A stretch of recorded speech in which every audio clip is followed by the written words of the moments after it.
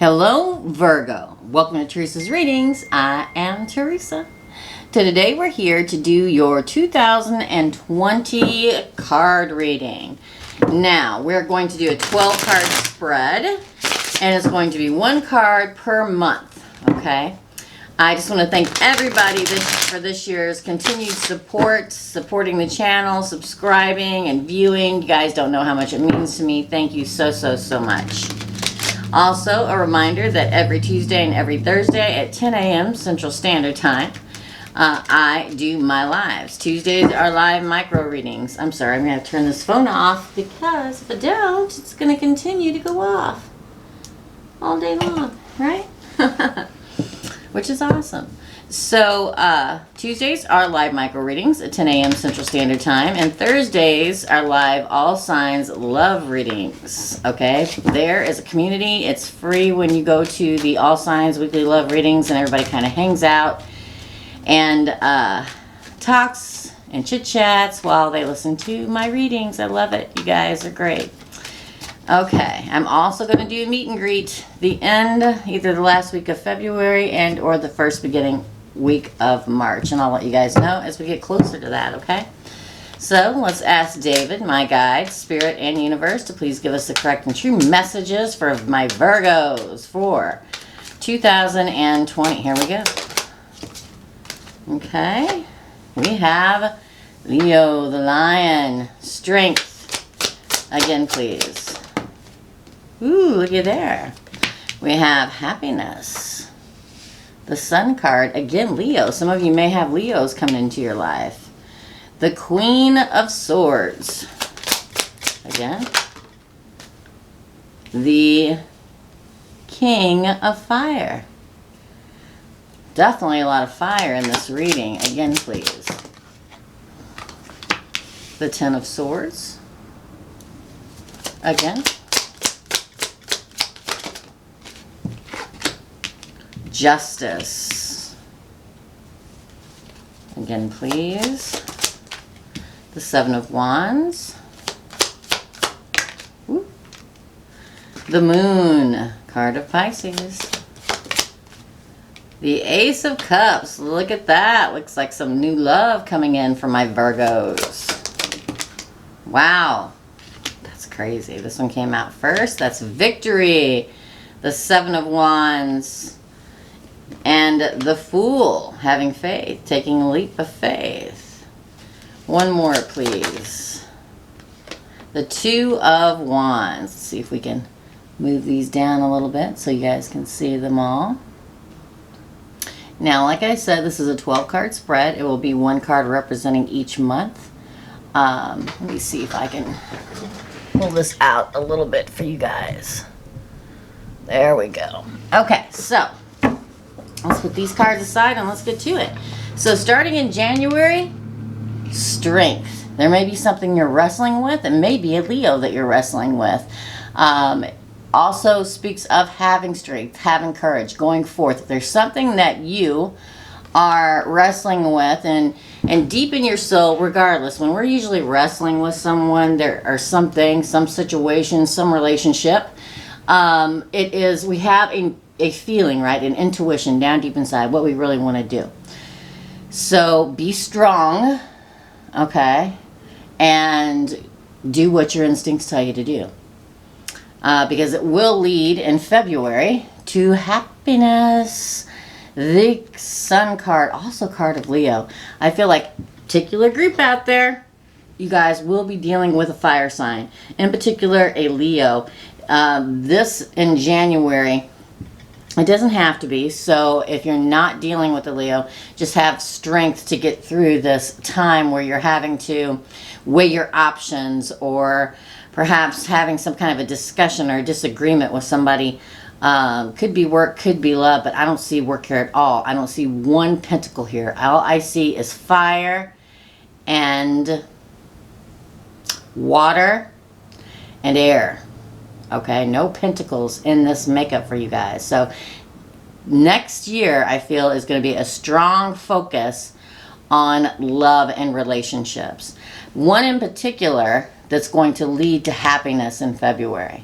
Then we have the Queen of Swords. Now, this is known as the scorned woman of the deck of tarot, but to me, it could be an air sign entering your life, Gemini, Virgo, Gemini, Libra, or an Aquarius. So what that tells me is that, you know, listen, don't react. Don't react. If you're wrestling with someone and happiness comes, you know, sometimes just listen logically, okay? Or they may be sharp-tongued and it bothers you. But I feel like if you're involved with an air sign, they think with their minds, right? They think with their minds. Duh, Teresa. Of course they think with their minds. They rule with their mind and not their emotions. They will always go towards something logically. And sometimes be so truthful it hurts. You guys have heard me say that a lot. So when dealing with a situation or a person that have these attributes, go towards them logically within the mind, okay? Because other words, what's going to happen is they're going to be so intent on telling you the way that they see things, it may cause a fight or disruption or something like that. But then right next to that in April, because this is March, the Queen of Swords. In April is the King of Wands, the King of passion and desire. Somebody's keeping a strong eye on you or you on them. You are the king, right, Virgo? Why do I keep getting Leo? So whenever my tongue slips like that, there's a reason, okay? It's not that I just forgot. It's that there's a strong masculine energy. Now, it doesn't have to be a male. It could be a female, but their masculine side, okay? That is intently and desirously watching you. I almost feel like the Queen of Swords could also be you, Virgo, thinking logically with that analytical mind on how to approach this. And the person that you're going to be dealing with is all about the passion and the emotions and the feelings, okay? So that will lead, and they're keeping an eye on you very intently. I think you'll be extremely happy, but you have to coexist, right? You have to compromise in the situation between the two of you. Then we have the Ten of Swords. That's a completion. Very good to be completing something. It could be completing a cycle where all of this, where you had issues, you know, you wrestled with the relationship or situation, you found your happy place, and you two, look, backs against each other, not facing each other, the backs against each other, like you want to see them to see it one way and they want to see it the other way. They're not looking at it the way that my analyzers are looking at it, Virgo, right? They're looking at it with great passion, at you with great passion, Virgo. And they're the mature King of Wands. They are not a page, they are not a knight. They are the king. So if you come toward one another with compromise and compassion, I think that the Ten of Swords, right, which is May, is ending a cycle of disruptions, abruptions within the relationship, arguments and so on and so forth. And then finally in June, karma. Karmic justice comes your way. It's like you put a completion to the end of, like, if you've just started seeing them or if they come back after a long period of time, there is that time where you're hammering out the relationship and how it's going to work and what you expect and what they expect and blah, blah, blah, blah. But they feel happy with you and love and you with them, okay? It's just been a road travel. This could definitely be twin flame energy right here, right? Definitely. And this is the ending of the cycle of finally hammering out all the details of what you expect, what they expect, and then that leads to that karmic justice there in the relationship for my Virgos.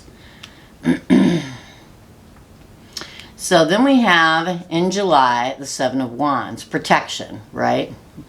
Blocking or protecting that heart chakra, taking the high ground, being courageous.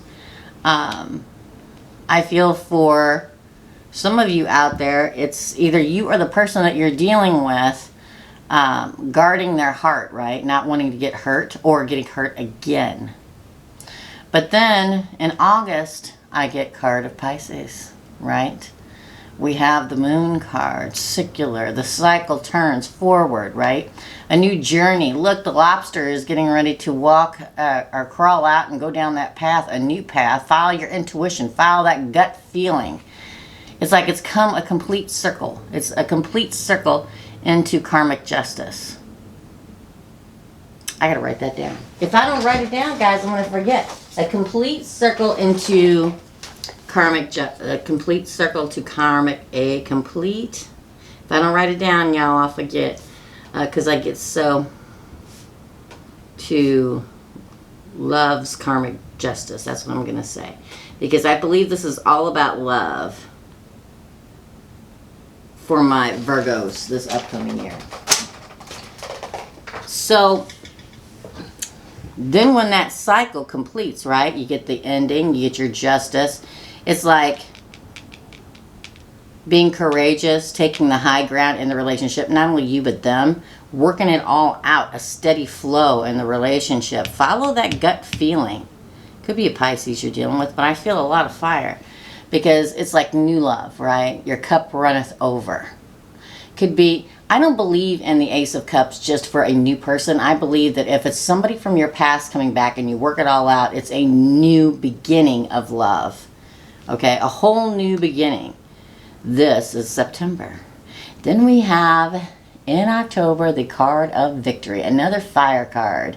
6 of Wands. You'll be victorious in this. It's going to be cycles, right? Which we see here with the moon card. It will be a cycle, right? The new beginning, the working it out, the completion. I'm doing all kinds of hand signals and you guys can't see me.